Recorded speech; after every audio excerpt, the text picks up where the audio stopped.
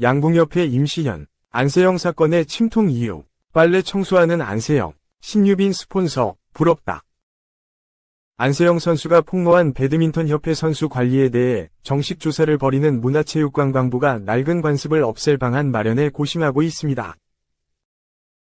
빨래 관습으로 상징되는 선후배 간 부조리가 핵심인데 워낙 오래된 뿌리 깊은 관습이다 보니 그만큼 고민도 큰 상태입니다. 배드민턴 안세영이 국가대표에 처음 발탁된 건 중학교 3학년이던 지난 2017년. 7년간 선배들의 라켓줄 교체와 방 청소, 빨래를 대신 해왔다며 올해 초 배드민턴 협회에 정식으로 문제를 제기했습니다. 하지만 개선이 되지 않았고 결국 안세영이 금메달을 딴 직후 공개적인 폭로가 나왔습니다. 오래된 관습이기 때문에 당장 해결할 수 없다는 게 올림픽 전 대표팀의 입장인 것으로 알려졌습니다. 안세영에게 빨래를 시킨 선배 선수들도 과거에 그렇게 해왔다는 논리로 전형적인 옛 군대 문화입니다. 결국 강한 훈련과 상명하복의 군대 문화가 올림픽 메달을 만든다는 우리 스포츠계의 잘못된 문화가 근본적인 문제입니다. 선수촌이란 폐쇄적인 공간에서의 교육 방식이 대표적입니다. 이런 담론과 방식은 미국 등 선진국에선 이미 1990년대 이후 버려진 상태입니다. 그 자리를 합리적이고 체계적인 교육 과정과 심리 분석이 대신했습니다. 이런데도 이기흥 대한체육회장은 올림픽을 앞둔 지난 겨울 해병대 훈련을 추진하면서 군인다운 강한 정신력을 강조했습니다. 올림픽을 마친 뒤에도 해병대 입소 훈련의 결과물이라고 자화자찬의 논란을 또 키웠습니다. 배드민턴협회 진상조사를 벌이는 문화체육관광부는 선수들 사이의 낡은 문화를 없앨 해법 마련에 고심하고 있습니다. 이달 안에 나올 방안은 강제적 방법을 쓰기보단 자율적 해결에 좀 더 무게를 두고 있는 것으로 전해졌습니다. 이 잡채기 칼럼, 안세영과 신유빈 주특기를 맞바꾸면? 안세영과 신유빈은 세계적인 선수다. 따라서 운동신경도 남다를 것이다. 경기 종목을 바꾼다고 해도 탁월한 능력을 발휘할 수 있을지 모를 일이다. 작은 라켓과 큰 라켓이라는 차이는 있지만 무난하게 적응할 수 있을 것이다. 그렇더라도 세계를 흔드는 통쾌한 역할은 기대하기 어려울 듯 싶을 수 있다. 젊은 한평생을 오로지 배드민턴과 탁구라는 한 우물만 팠는데 새로운 라켓으로 그 수준에 이르기 위해서는 엄청난 노력이 필요할 것이기 때문이다. 무엇보다 국민의 눈에 생소하게 또는 어색하게 보일 수 있다. 배드민턴이 아닌 탁구의 안세영과 탁구가 아닌 배드민턴의 신유빈은 좀처럼 어울리지 않는 것이다. 제2위 안세영과 제2위 신유빈이 되겠다는 꿈나무도 혼란스러울 수 있다. 목표로 삼았던 우상이 갑자기 낯선 유니폼을 입고 등장하면 헷갈릴 수밖에 없다.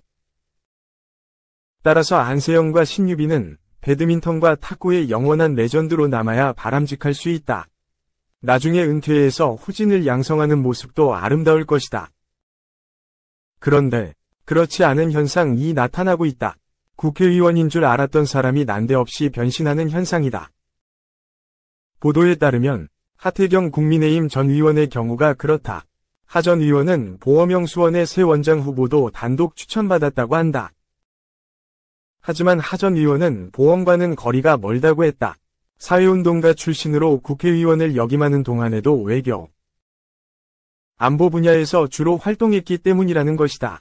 한국관광공사의 경우도 강훈 전 대통령실 정책홍보비서관이 사실상 사장으로 낙점받았다는 보도다. 강 전 비서관은 언론인 출신으로 관광 관련 업무 경력이 전무하다고 했다. 이런 식으로 총선에 출마했다가 낙선한 국민의힘 의원과 대통령 임기 전반을 함께했던 대통령실 참모들이 전문성과는 관련 없이 공공기관장 자리를 차지할 전망이라는 소식이다. 윤석열 대통령은 대선 후보 당시 공공기관 낙하산을 차단하겠다고 강조했었다. 그렇지만 취임 후에는 업무와 관련이 별로였던 정치인을 여럿이나 공공기관으로 보내고 있었다. 공기업 감사직에는 검찰 수사관 출신을 대거 앉히기도 했다. 업무와 관련 없던 사람들이 윗자리를 차지하면 그 조직이 잘 굴러가기는 아무래도 힘들어질 가능성이 클 수밖에 없다. 국민의 눈에도 어울리지 않는 인사로 비칠 것이다. 다산 정약용 1762-1836 도목민심서에서 지적한 바 있다. 타관가구, 나. 목민지관, 은 불가구야. 다른 벼슬은 구하더라도 목민관 자리만은 곤란하다는 얘기다. 월급 받아 먹고 살기 위해 자리를 얻는 것은 괜찮을 수 있지만 목민관만큼은 불가라는 말이다. 목민관은 백성을 다스리는 중요한 직책이기 때문이다. 잘못 다스리면 백성이 골탕 먹을 수 있다는 것이다. 그런데 낙하산이다. 3. 오피셜. 일본 긴장해라. 신태용호. 네덜란드 연령별 출신 GK 합류. 일언론도 주목. 인도네시아 축구협회는 18일 한국 시간 파에스 골키퍼가 공식적으로 인도네시아 대표팀을 강화했다.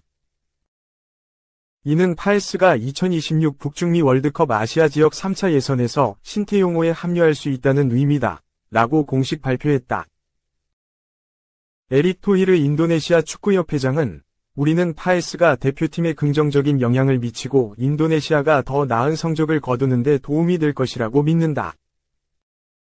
이번 결정은 인도네시아 축구의 미래를 만들어갈 최고의 인재를 발굴하기 위한 인도네시아 축구협회의 노력을 보여준다. 라고 말했다.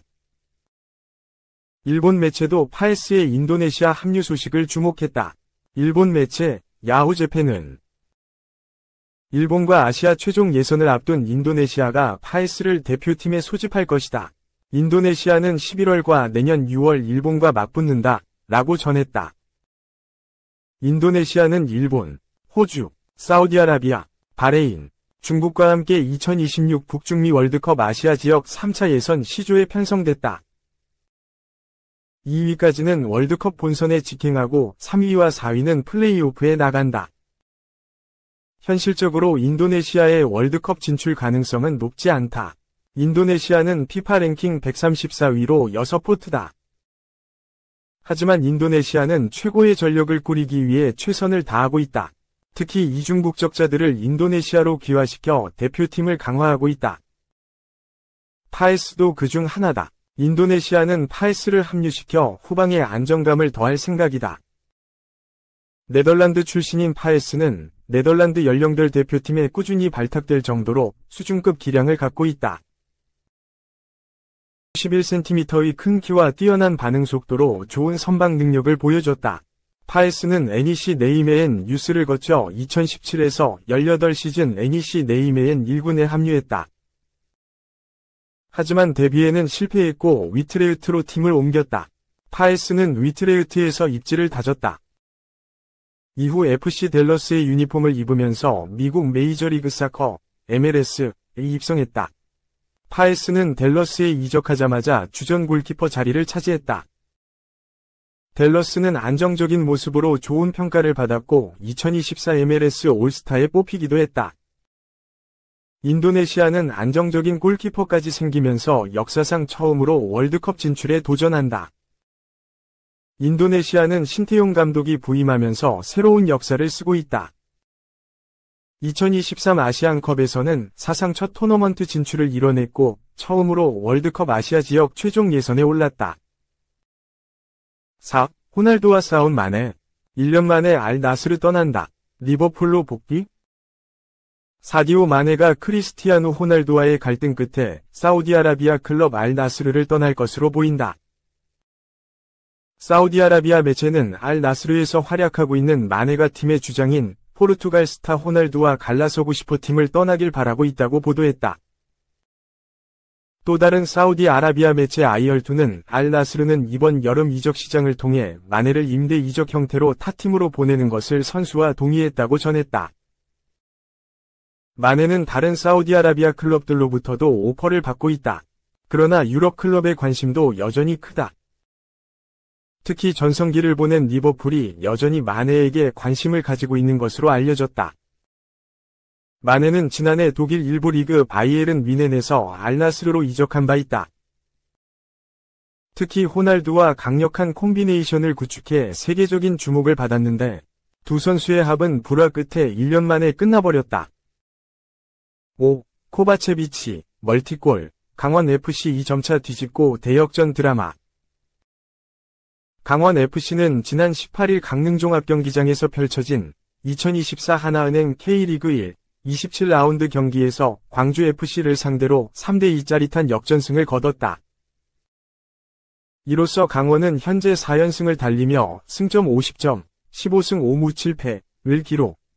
리그 1위 자리를 굳건히 지켰다. 특히 이번 27라운드에서 1, 4위 팀 중 강원만 승리를 거두고 2, 3, 4위 팀은 모두 패배해 2위와의 승점 차이도 4점까지 벌렸다. 이날 승리는 윤정환 감독의 화끈한 공격 축구 전술이 빛났다. 경기 초반 광주에게 2골을 내주며 고전을 면치 못한 강원은 윤 감독의 과감한 전술 변화로 전반 추가 시간 4분 만에 골을 시작으로 후반전 2골을 몰아치며 3대2로 역전승을 거뒀다. 이날 강원의 모든 골은 선수들의 머리에서부터 시작됐다. 코바체비치가 명품 헤더로 멀티골을 달성했고 이어 헨리가 헤딩으로 쐐기골을 넣으며 경기를 마무리했다. 강원FC는 현재 최고전성기를 맞이했다. 지난해에는 이 불이익으로 강등할 위기에 처하는 등 어려움도 겪었다. 하지만 1년 만에 강원은 K리그 1에서 1위를 하고 양민혁이라는 최고 유망주를 해외로 배출하는 등 최고의 한 해를 보내고 있다. 또 관중수의 증가와 유니폼 판매량 등 수입적인 측면도 늘면서 지역 경제를 활성화시키고 있다. 이런 긍정적인 변화가 타 지역 사람들에게 강원도의 스포츠 외지라는 기존 인식을 바꾸며 스포츠 메카 강원도로 자리매김하고 있다. 특히 이번 강원의 승리는 새로운 역사를 써내렸다는 점에서 중요하다. 강원은 2008년 창단 이후 2009년부터 리그에 참가해 2012년, 2019년, 2022년에 각각 14승을 기록했다. 올해는 일찌감치 15승을 달성해 구단 창립 이래 최다승 경신만을 남겨놓고 있다. 또 강원FC는 구단 역대 K리그 1 최다 승점 기록인 2019년이 50점에 도달했다. 남은 11경기에서 추가 승점을 획득한다면 이 기록마저 경신할 수 있는 상황이다. 또 2017년에 세운 최다 득점 기록인 59득점에도 근접해가고 있어 강원FC의 2024 시즌은 여러 의미에서 역사적인 해가 될 전망이다. 또 강원은 관중수에서도 대기록을 경신하고 있다. 이날 강릉종합경기장을 찾은 관중수는 13,170명이다. 2023년 최고 관중은 7월 22일 수원 삼성과 강릉 종합경기장에서 열렸던 11,084명이었으나 올해는 꾸준한 관중수의 증가를 보여주고 있다. 앞으로 강원FC가 어떤 활약을 보여줄지, 구단 최초 우승까지 차지할 수 있을지 귀추가 주목된다. 6. 24경기 40공격 포인트 우레이도 못 지켜낸 무패 신화. 우레이의 소속팀 상하이 하이강은 19일 한국 시간 중국 상하이시 상하이 스타디움에서 펼쳐진 2024 중국 슈퍼리그 CSL 2사 경기에서 상하이 선화에게 1에서 3으로 졌다. 상하이 하이강은 이날 경기 전까지 유일한 무패팀으로 중국을 지배했으나 뜻밖에도 상하이 더비에서 처참하게 패하며 무난할 것 같던 우승에 의문 부호가 제기됐다. 경기에서는 하이강이 선화를 상대로 단 12분 만에 선제골을 기록했다. 하이강의 수비수 왕선차오는 좌측 측면에서 길게 올라온 크로스를 머리로 가져다대며 깔끔한 선제골을 만들어냈다. 그러나 전반 23분 뜻밖의 상황이 발생했다. 선화의 용병 페이난더, 페르난지뉴가 중원에서 트래핑 도중 볼처리 실수가 있었으나 이를 보고 돌진하던 하이강의 수비수 웨이전이 깊은 태클을 멈추지 못했고 아킬레스건을 밟는 치명적인 사고를 일으켰다. 그는 즉시 퇴장당했으며 하이강은 한 명의 선수 없이 11에서 10으로 지켜야 했다. 설상가상으로 단 5분 뒤인 28분 상대 크로스를 막아내던 수비수 장광타이가 박스 안에서 슬라이딩 태클 도중 공에 손이 닿으며 PK가 선언됐다. 뜻밖에도 하이강의 골키퍼 얀쥔링이 이를 선방하며 천금 같은 선방을 이뤄냈다. 전반 종료 시점에서 선화는 0에서 1로 열세였으나 후반 수적 우위를 바탕으로 앞서갔다.